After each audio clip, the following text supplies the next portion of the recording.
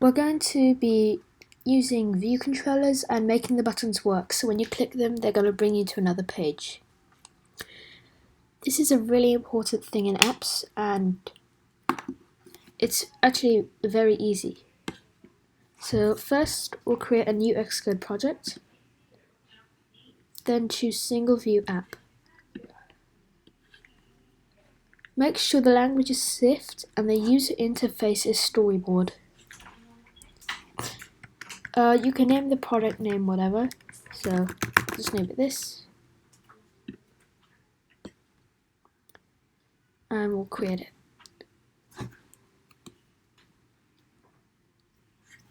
Okay, cancel, and then go to main storyboard. Okay,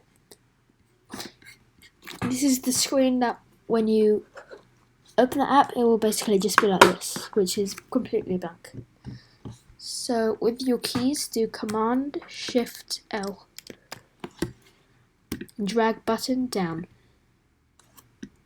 Anywhere on the screen, it really doesn't matter. And let's just call it Hello Humans. Okay, that's a pretty ordinary button.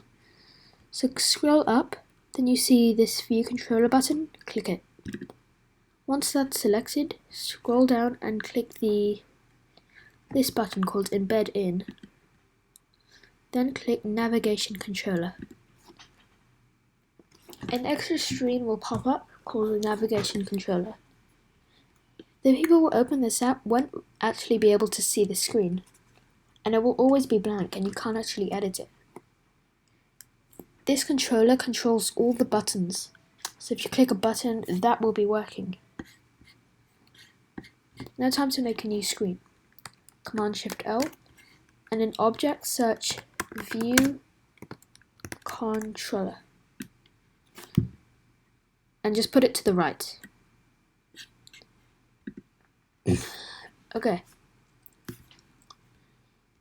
Now select the button, hold down Control. Here, hold down Control and just drag it like this. A line should appear. And just drag it to your new screen. Then don't click anything, just click Show. Okay. Now you can see here that there's a back button. And we're just going to name this Home. See? You've successfully created a new page, so when you click this Hello Humans, it will bring you to a new page, and if you want to go back, just click the back button.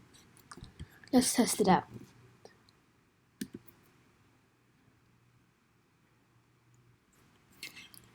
Wait for the simulator to open,